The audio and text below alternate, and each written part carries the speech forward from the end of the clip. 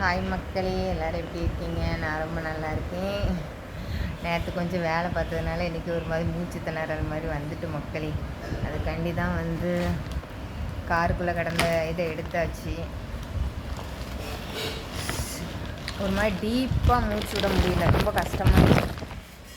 அதனால் நான் பைப்பாப் மிஷினாக வச்சுருக்கேன், ஆவி பிடிக்கிறதுக்கும் வச்சுருக்கேன், ஆக்சிஜன் இதான் வச்சுருக்கேன்.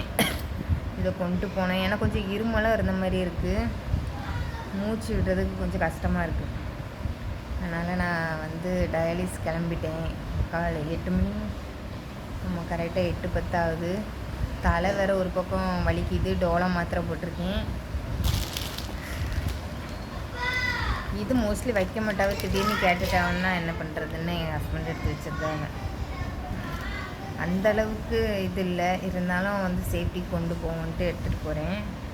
ஆனால் கொஞ்சம் மூச்சு தான் விட முடியல. சரி, நான் டயாலிஸ் போய்ட்டு வரேன்.